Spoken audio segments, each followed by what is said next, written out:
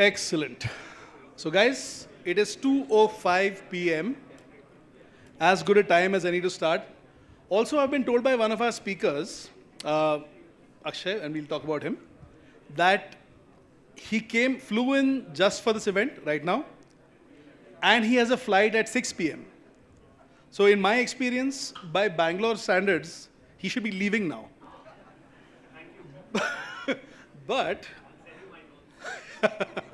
But at least it's important that we stay on time, because then that gives us a lot of room to really get together, think things through.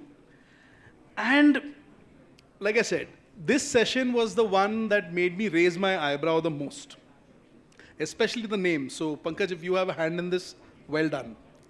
Because the session is called Technical Charting versus Systematic. What is a better approach? For those of you who have not, who've come in late, I am Managing Director with CMT Association, the world's foremost credentialing body for technical analysis. And what I find fascinating about technical analysis is the discipline itself, is that it reminds me of this old Zen quote that says, "The fool looks at the finger that points at the sky." Which is to say, technical analysis evolved at a time in about 200 plus years ago when there was no other way to express data than charts, than representing data on a time series, and then from that data applying mathematical and statistical methods in order to come up with probabilistic conclusions on what the direction of the market could be. If I took out the idea of technical analysis from your minds, you would all say, people in this room, that that is quantitative finance. Our ability to ingest data, our ability to make sense of what is happening in the world. Today, we are able to ingest far more than just price. But price continues to remain the single variable that is most accessible within the entire kind of financial services ecosystem, if you might. So technical analysis remains an accessible skill in that sense, but a lot has changed. With compute being as cheap as it is today, as accessible as it is today, I have more compute power today in my pocket right now. In fact, we're surrounded by more compute than there used to be in entire server farms even 20 plus years ago, right? And yet we forget that what the code does with the help of all this compute is still the application of mathematical and statistical and probabilistic methods to price. So with that very impassioned appeal, what I'm trying to establish is that a very major mission of my job is to bring the narrative of market analysis to become a little more inclusive. Again, coming back to the comment that Chris had made earlier in the day about the CFA qualification, and then our sponsors from the CQF community, or technical analysis, the CMT Association. Each of these bodies essentially are looking at the same market in different ways, and more this is beginning to converge. And so Yashas made this very, very important conversation. Yashas Khode right here, so please catch hold of him later if you want to get more insights. But one of the things he was asking me was, where is the future of technical analysis headed? And what we decided at the end of this conversation was, it was headed here. So in that sense, I think that this is where we start evolving this conversation and looking at quantitative finance as this confluence of all the different ways of trying to make sense of the markets, because today we can. So now on that very philosophical, highfalutin note, Vandana, I want to invite you onto the stage. Vandana is the co-founder of Nubra fintech. I also want to invite Akshay Chinchalkar. He and I go back a while, and we had decided to do a YouTube channel that did financial markets comedy in 2010. And true to both our brands, we've still not started. Anindya Banerjee, part philosopher, part technician. Can I welcome all three of you on stage as well, please? And Sandeep Rao. Sandeep is the founder of SSR Research Services. And much to my previous misconception, Anindya still is the head of fixed income, commodities and currencies research for Kotak Securities. All of these are prominent voices in the industry, which I was very happy to see are able to give a much more mature, much more rigorous, much more profound lens to this conversation. Which is why, but again, Rishi and Pankaj, I applaud you for such a catchy title that made me all emotive about it. But I'm very keen on this conversation, and I'm happy that we're all in the room. And most of us are actually back from lunch. What a better post-lunch session to have. Over to you guys. I'll start first. Hi guys, this is Vandana. I'm the co-founder of Nubra. Nubra is a stockbroker with colo facilities, institutional brokerage kind of execution, and some of the other pieces that institutions and algo traders require. I would like the panelists to introduce yourselves. What do you do? What kind of strategies do you run? Where are you based? Over to you, Akshay. Thank you, Vandana. It's great to be here. I definitely don't want to miss my flight. So let's plan to finish on time. So I work with Axis Securities, heading their research and content. I've spent about 13 months there, before which I was with Bloomberg for about 16 years, did 13 years of product, 3 years in the newsroom. I am a CMT, CFTE. I've done the EPAT from Quant, essentially someone who's transitioned from classical charting to the world of strategy and so on and so forth, leveraging a lot of data. So yeah, that's been my journey, based out of Bombay. I am Anindya Banerjee. I am the head of research for Kotak Securities. And it's my job to take care of the fixed income, currency, and commodity segment, so FICC.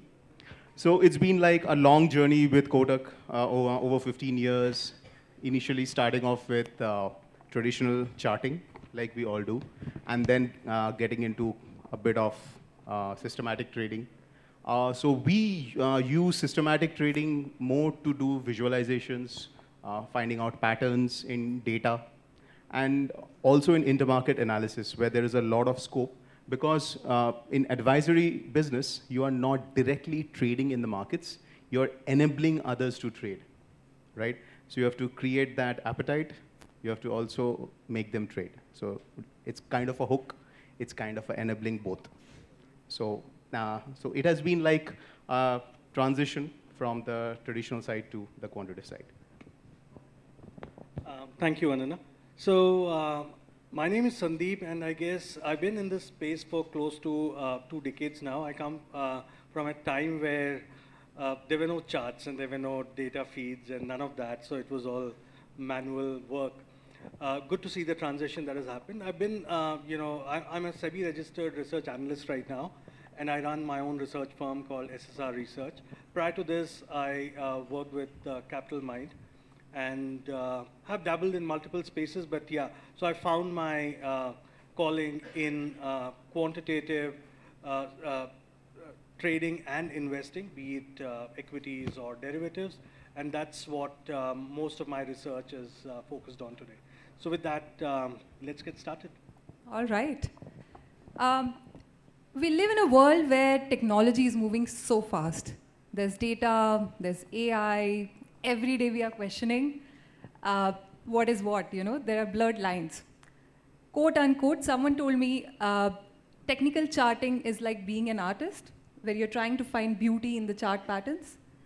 And then you have the systematic strategists who are like engineers, who are trying to make their code work and hypothesize using data, backtest it, and come to some conclusion.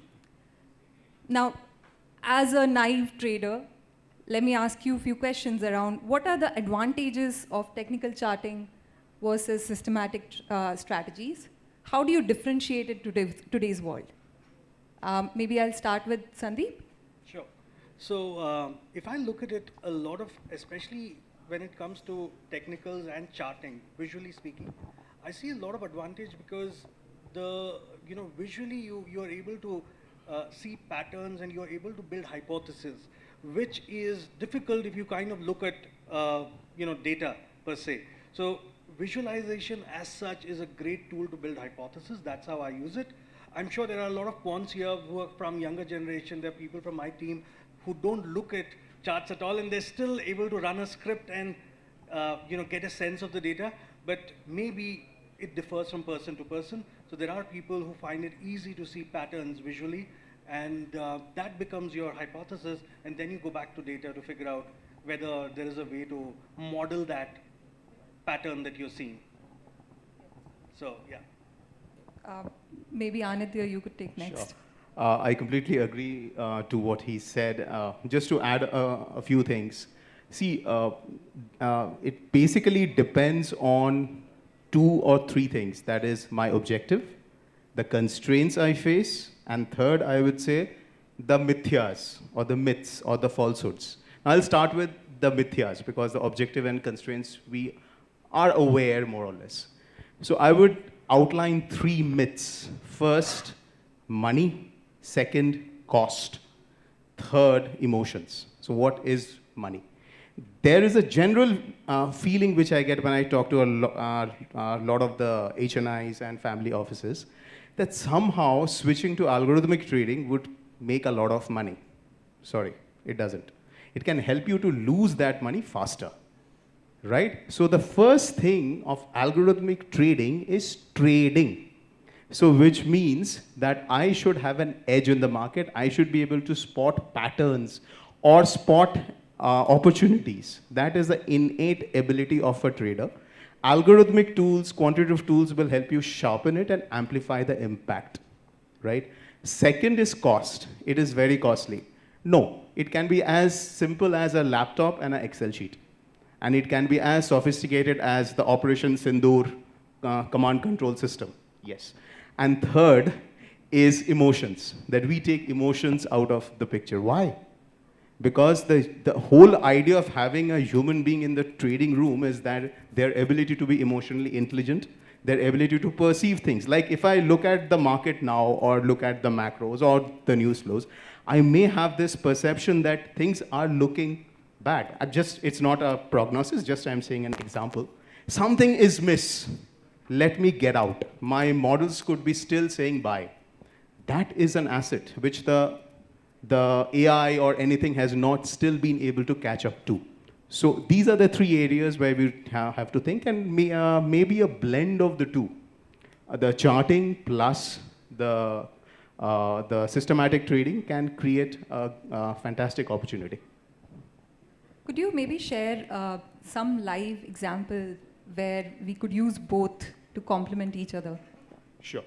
So for example, let's say, okay, in fact, Akshay was talking about it that day on the call, that we tend to hear a lot that, let's say, this stock has gone below the 200-day moving average, or the CNBC will flash the Nifty is above 200-day moving, as if the whole earth has shifted.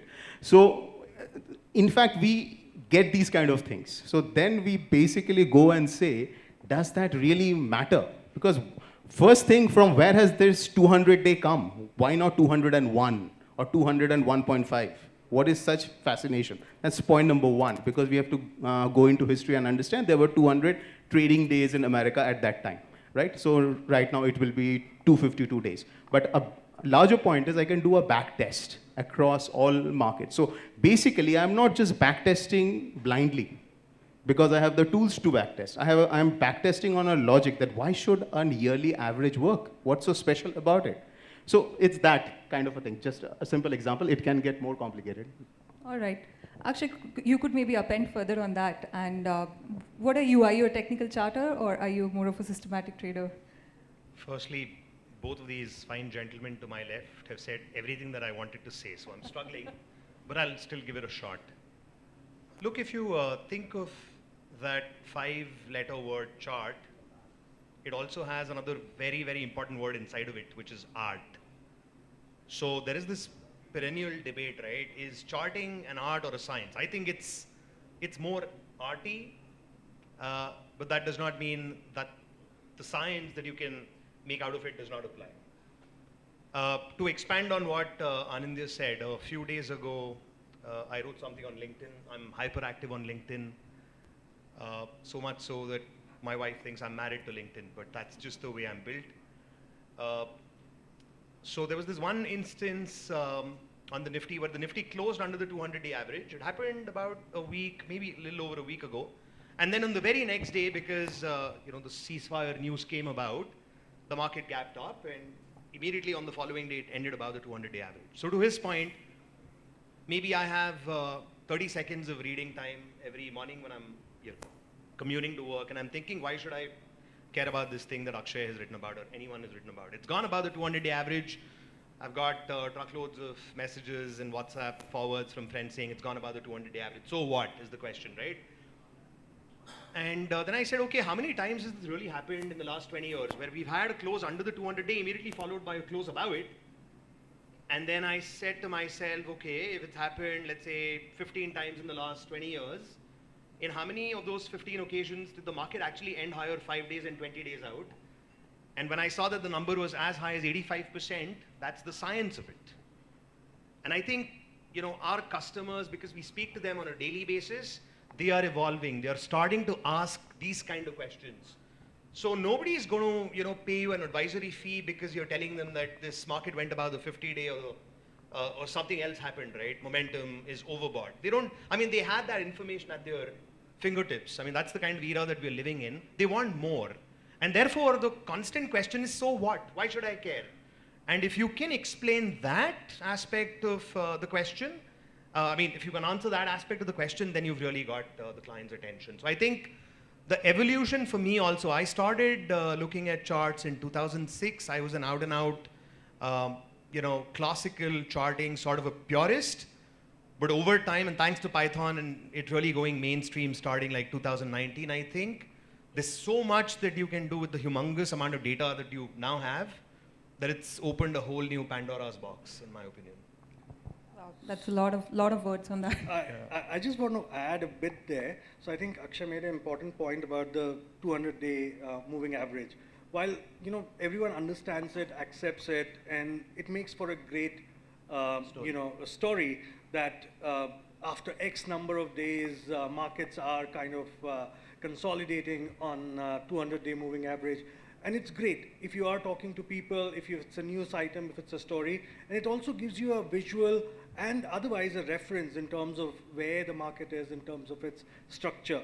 But I also want to highlight that as a systematic quant, as a strategy designer, some of these things don't really work when it comes to designing a strategy. For example, if you are creating a moving average crossover strategy, maybe 200-day may not be ideal. It could be 120 or something for that market, right? Yeah, for that market, for that product. So it's important to understand, the limits of these commonly understood parameters of a strategy or a moving average, and what works in reality as a strategy. Follow-on question on that. Are there any tools that you guys use to define, like for your example, right? 200-day moving average. Is there any tool that tells you what indicator to choose, what asset classes to invest in? How do you put together a cross-asset strategy? Are you guys using anything these days? In terms of tools, no. We most of the work is ground up. You have access to data, and you code the back test and run it, because you need to be sure. A couple of things. One is I need to be sure whether my data is accurate. So I think is number one.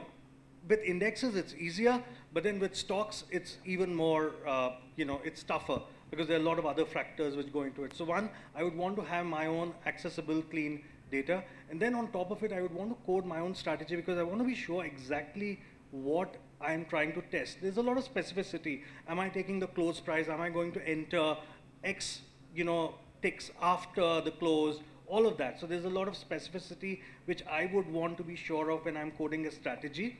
So, so at the moment, no tools as such, but everything built ground up so that we're sure what's happening. So you have your methodologies sorted out, but not so much of external tools that you're using. But then there is, we typically, I think it's important for me to share that if we are, you find a, in India at least, the way I work is you figure out which are the tradable products. So I would want a liquid product. It could be Nifty, or it could be something else in derivatives, or even in stocks, I would want to I would want to trade in stocks which have sufficient liquidity. So that becomes my universe.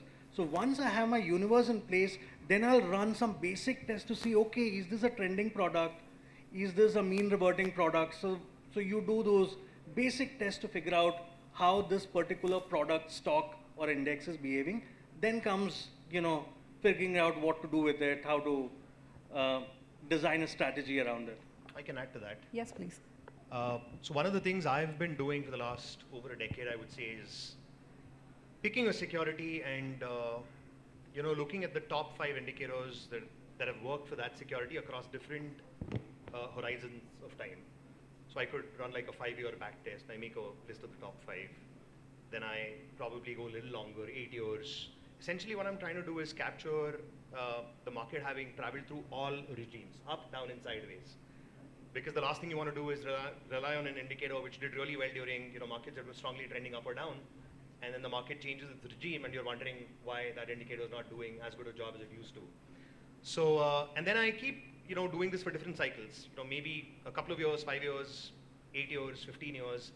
And inadvertently, I will always come across this one indicator that features in the top 5.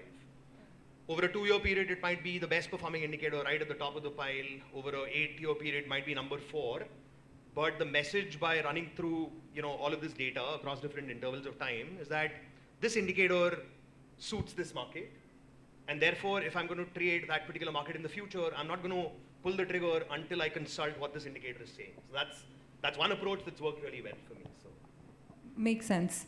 Anindya, you do cross-asset strategies, right? How do you in go fact, about that? while just listening to Sandeep, he made a very fantastic point, and also Akshay. Sandeep said grounds up, and Akshay said across all regimes. So an idea just came to my mind, which is basically a framework, right?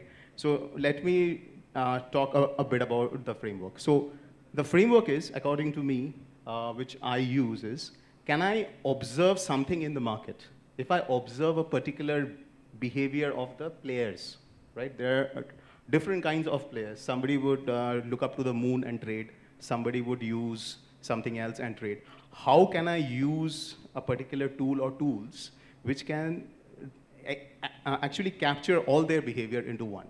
So let's take an example that we have the breadth indicators in the stock market, right?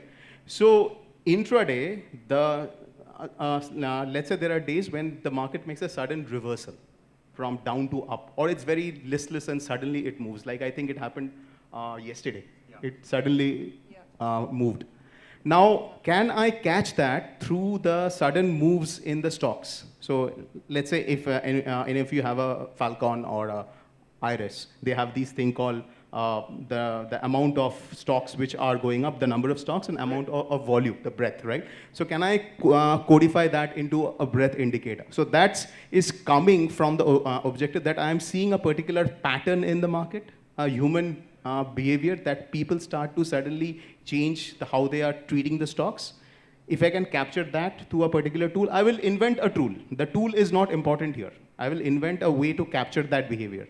And then an indicator is born. So I think that kind of an approach is better because every indicator was invented by somebody with this approach. Whoever invented RSI, I think it was whom? Cadwell or no? It was Wells Wilder. Yeah. Wells Wilder. Yeah. So Wells Wilder wouldn't have thought on a particular day, let me invent the RSI. So he wouldn't have observed something in the market. Then he thought, okay, this is the way to capture it. And then it would have been named as the RSI. Interestingly, I guess the option Greeks, the Black-Scholes model was also discovered something like this. How the futures are priced and how the options are priced, what all parameters come together. Beautifully concluded on that. Since we are talking tools, you guys have spoken a lot on how do you define, there are various indicators that work for each of you, there are various methods that are working for you. How do you define the risk management paradigm around your strategies? Like, for example, how do you position your bets? Do you go leveraged? Do you go unleveraged? Is there an exit entry time? How do you go about all of that? How do you decide on that? Sandeep, maybe I'll start with you on that. Sure. So this is something very interesting because as I was sharing in the beginning, I come from an era where there was no data, hard to backtest. And so ever since we've been able to get access to data and model a strategy, doing this has become relatively easier. So that is one. I'll get to the how of it, but today we are at a point where it's very easy to kind of simulate a strategy historically and see, how does it perform if I, apply 2x leverage or a 3x leverage, or without leverage, does it, or sometimes what happens is you also realize a strategy does not have an edge without leverage. It's the leverage which is leading or causing that alpha or returns, but without the, if you remove the leverage element out of it, it does not hold true. I would typically stay away from those strategies, but coming to how I look at, position sizing and managing risk. So typically, first is once we test a strategy, we figure out what are its drawdowns and how long does it take for the strategy to come out of the drawdown. And one of the metric which is, usually referenced by me often is return to max drawdown as a parameter. So I would like to see, okay, I'm taking this risk, drawdown is my risk, but then am I making enough for the risk that I'm taking? So that is one. And then, you start kind of applying, okay, if I have to allocate a given capital, so there is a margin requirement, but I would typically want to allocate much more than that. So the margin may give me 5x leverage, but I would want to take 2x leverage. So if it's 2x leverage, how much drawdown am I getting? If it's 3x leverage, how much drawdown am I getting? So I try to look at that, and that determines the risk that I'm willing to take on that strategy in terms of leverage. So position sizing is a function of that. Once you figure out, okay, so instead of putting in 1 lakh for one contract, I'm going to, use 3 lakhs for one contract. So that becomes my, that defines my position sizing as well. How do you decide that? I mean, do you rely heavily on the backtesting tools out there? Yeah, or? it's completely on the backtest and the required margin or the capital for that product. So if it's a levered product, it becomes more complex where you have to figure out, okay, broker or exchange gives me 10x margin or 5x margin, 5x leverage, but I don't want to take it. So that is where I would decide, okay, I would take only 2x. So I will allocate more cash than what is required for it. Got it. And Anindya, since you do heavy technical charting, do you also run some sort of backtesting pieces? Yeah. How do you go about your strategies? How do you manage your risk? Sure. I'll share one instance which we did. So we have these, we give out a lot of intraday calls in derivatives, right? So when I started to look at the MIS over the last few years, one thought came to my mind is that, can we optimize the RR, which means the reward to risk, the actual which is captured. So the idea was that if on all the calls, wherever the stop loss was hit, is there a way to reduce the stop? Which means after a certain point, I can say there is a reasonable chance that the entire stop will be hit. Can I reduce that? If I can do that, it boosts my ROI. It boosts everything, in fact. The RR is the entire thing in the game. So that is one application of how we used. Do you have any ballpark numbers? People who want to get into technical charting, what sort of numbers should they look at, roughly? On like which? Returns, sizing, leverage, all of these pieces. What ballpark basic numbers that anyone can look at? See, a simple way is to use that 2% rule, which we actually recommend the clients. That anybody with a reasonable amount of capital in any trade which he takes, whatever is that trade, Nifty, crypto, whatever, if his stop is hit, he should not lose more than 2%. It's very simple to implement. It just needs one Excel sheet. So that way, what happens, even a absolutely miserable system would need absolutely a huge run of losses to go belly up. So I think that can be. So I want to add over here, Vandana. So one of the things which I've seen is, let's say if we do a backtest of a strategy and over, let's say 5-year period, I see 10% as its drawdown. Usually it's more, but let's say for example, it's 10%. So I would not take that 10% at its face value. I would usually take at a minimum 20% in my calculations when I'm position sizing it. Now, that's also a function of how far the backtest is. For example, if I have a decade-long backtest and it's 10%, which means, you know, I would give more value to that 10% and I would be happy with, let's say, a 20% mark. But if I have a very small 3-year data set, we have a lot of new indexes and we don't have much data for those. So I would want to allocate way more buffer to cover the drawdown, because I'm assuming that that index has not seen different market regimes, and even if it's just 10%, it is in the past 3 years. It may be 30% in future. So I would want to be more careful, and that is determined by what my look back is for the backtest. Makes sense. Akshay, any thoughts? Sorry, I came to the last again. No, I mean, loosely speaking, I think the best stop loss is the one that allows you to sleep well at night. Absolutely. And wake up, the next morning to fight the good fight again. So I don't really target any numbers per se. That's just my personal approach. But I'm a big fan of using volatility in designing trailing stop loss systems. Point being, if you're trading the Nifty and silver, we all know that Nifty is a lot less volatile when compared to silver. They can't use the same sort of volatility in when you're deciding trailing stop losses. That's just how I think of it. Now that we have covered some base around how do you decide on the strategies, how do you decide a little bit on risk management, I would like to touch a bit on where is the future headed. Given that there is a surge of players who are providing market data, you have the APIs available, you have all these backtesting tools out there, you have platforms, AI coming in, of course, then AI automatically detects how the chart, where is the breakout, where will it go from here, and so on. Where do you see the world converging, be it technical, be it systematic? You guys can pick one side and tell me your views on that. No, I think it's going to be a blend because I see it happening every day. I'll give you an example from yesterday. So gold was rather volatile. It was down strongly, and then it reversed almost all of its losses. In fact, I think it ended higher. So yesterday, the yellow metal tested its 50-day average. Speaking about spot gold that's denominated in US dollars. And the last time it went to the 50-day average, that's where the bottom was, and it went all the way to $3,500, the record high that we saw. And there was a journalist who called me yesterday, and he said, oh, it's come back to the 50-day average. It broke through it during the session. And the question was, can we write something about this? Can we tell our readers what this means? And I just looked at the data, and I backtested whether the break of the 50-day average in the past has really mattered on the downside, and the data showed the opposite. That if you look at the last 10 years of data, every time gold dropped below the 50-day average, 60 days out it was up an average of 6%, 73% of the time. So the data said the opposite. And so that was the classical technical analysis bit of it, where you looked at a moving average that is rather popular. So that was one part of the question.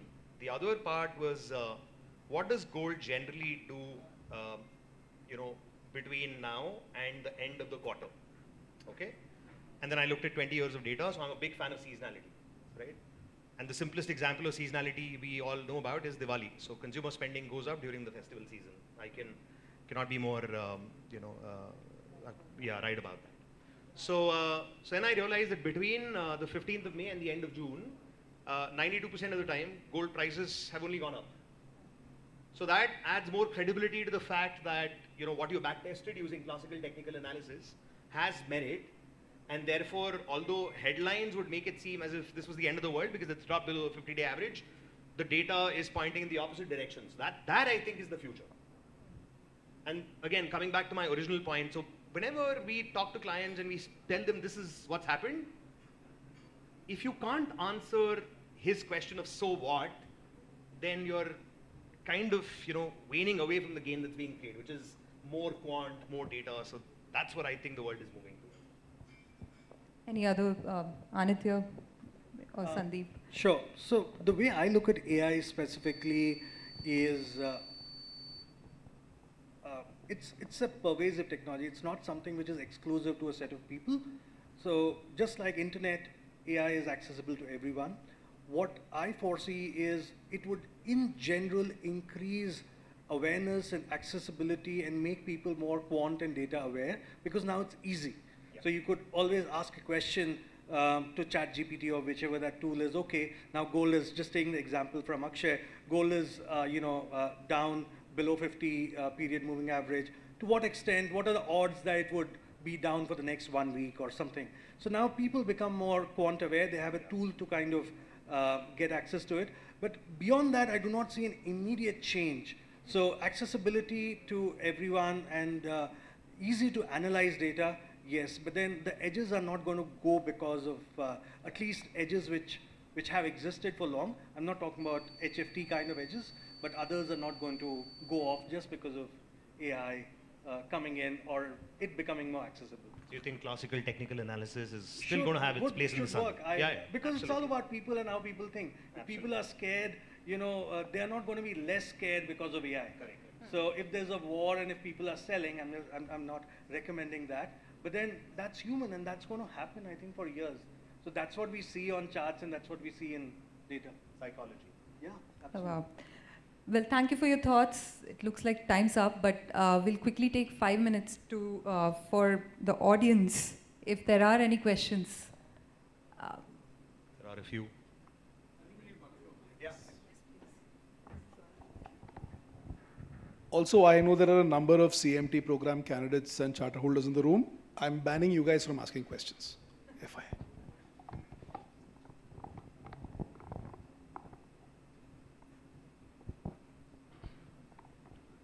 Hi.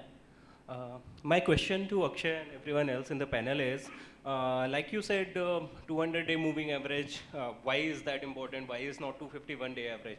And one way to backtest that is running the same set of rules over the last 15, 20 years, and let's see at the hit rate. Like you said, 85% of the time it is hitting above.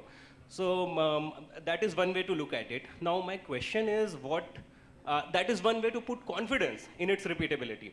Now my question is, apart from hit rate, twofold. Apart from hit rate, what is the other indicator?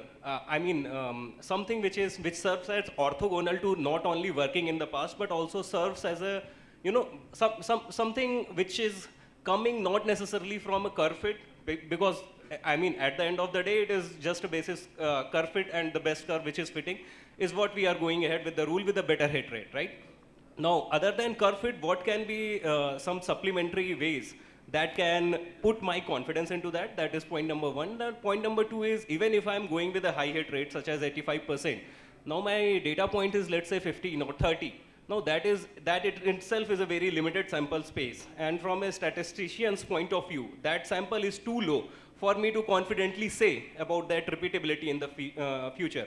Particularly when the data generating process, which is returns and risk, which is the byproduct of whatever n number of participants in market which are contributing, which will eventually be generating returns and risk profiles. Now that data generating process is a lot random compared to when we go for a pattern recognition in, let's say, image processing in artificial intelligence, because a cat will not become a horse, even if it is of a different breed. But here, the data generating process is so random. The people change, the regimes change, a number of political and economic environments change. So how do I sort of navigate my confidentiality into the rules that I have been observing in these kind of scenarios? Thank you. Should I take that? I'll take the first point. I think, so you very well summarize the big pitfall of backtesting, which is curve fitting. You want to pick that one indicator that has made the most amount of money on that market, given the interval that you've backtested for. We should really, really try to avoid that. But I think, for me, one way to sidestep that problem is to get really good at classical charting. I'll tell you why. So I speak at a lot of business schools, and technical analysis is now truly going mainstream because there is clearly merit to it, and that's been proven because a lot of people have written about it.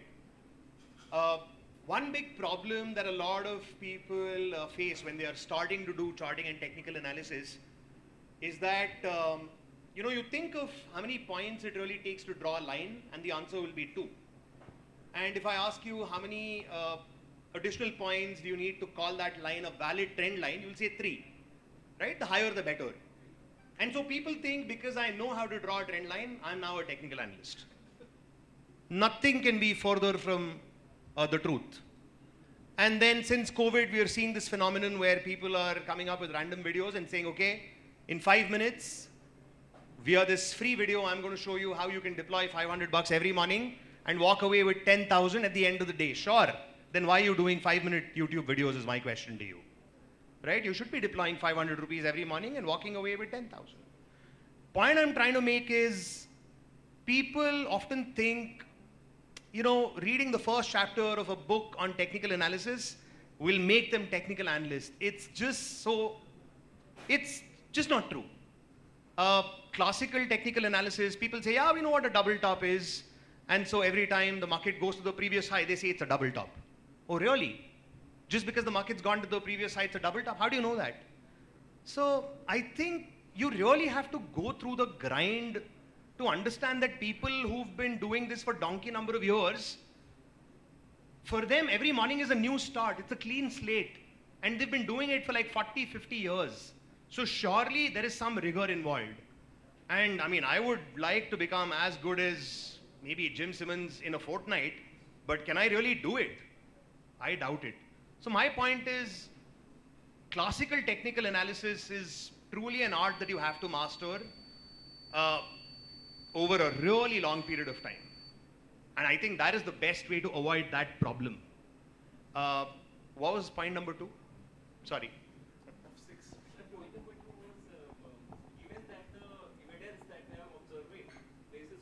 Statistical significance, I think. Statistical significance, given that the evidences are itself very low in nature.